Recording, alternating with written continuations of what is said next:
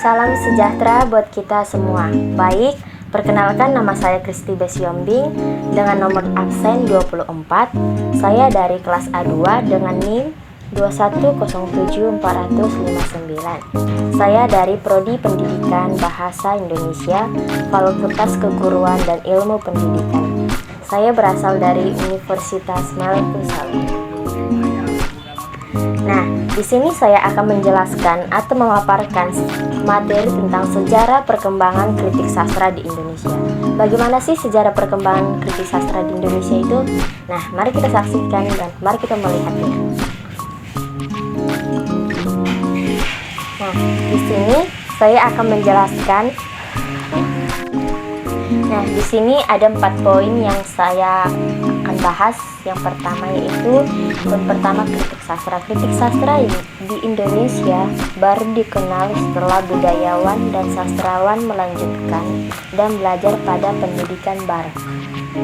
Salah satu penyair yaitu Hamzah Fansuri mengatakan bahwa mengkritik syair-syair Nuharuddin Ar-Raniri karena dianggap kritik sastra berisi ajaran mistik yang di dalamnya bersilang dengan ajaran penyair Hamzah Fansuri serta dinilai sangat membahayakan ajaran agama pada umumnya.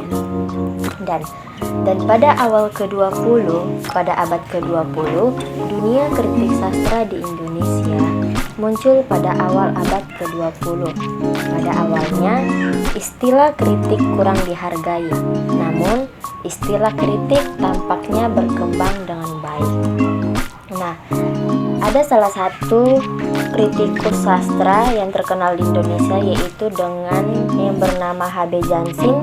Pada tahun 1953, ia mengatakan bahwa kedudukan istilah kritik sastra dan maknanya semakin menguat, terutama setelah H.B. Jansin memiliki atau mempunyai pidato radio tentang sastra yang berjudul Sastra Indonesia Modern dalam Sastra.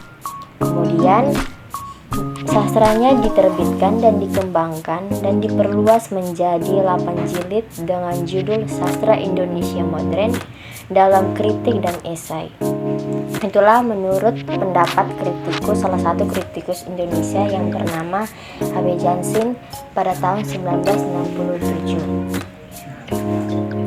Selanjutnya yaitu tokoh-tokoh yang berperan dalam perkembangan kritik sastra di Indonesia. Siapa sih kritikus yang terkenal di Indonesia? Nah, di sini saya akan menjelaskan salah satu tokoh kritik sastra yang terkenal di Indonesia adalah H.B. Jansin. Ia dikenal sebagai Bapak Kritik Sastra Indonesia karena kontribusinya yang besar dalam mengembangkan dan memperluas wawasan kritik sastra di Indonesia. Karya-karyanya berupa buku-buku tentang kritik sastra menjadi rujukan utama bagi para peneliti dan pengamat sastra. Yang kedua yaitu ada Bakri Siregar. Ia adalah seorang kritikus yang aktif pada era 1960-an. Ia dikenal karena pandangannya yang kritis dan analisis terhadap sastra Indonesia. Dan yang ketiga, menurut Gunawan Muhammad, ia adalah seorang kritikus sastra, penyair dan jurnalis yang berpenting dalam perkembangan sastra di Indonesia.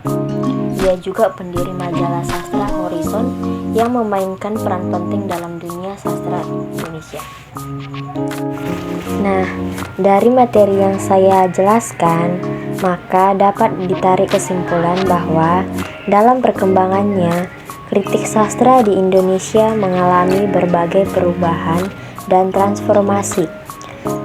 Para kritikus sastra tidak hanya membatasi diri pada analisis teks sastra semata, tetapi juga menghubungkannya dengan konteks sosial, budaya, dan politik. Kritik sastra di Indonesia terus berkembang seiring dengan perkembangan zaman. Melalui kritik sastra, para kritikus berperan penting dalam membantu dan memahami, mengapresiasi, serta menginterpretasikan karya sastra di Indonesia. Nah, begitulah penjelasan mengenai kritik sastra di Indonesia. Sekianlah hasil penjelasan saya. Lebih dan kurang saya mohon maaf. Akhir kata saya ucapkan sekian dan terima kasih. See you.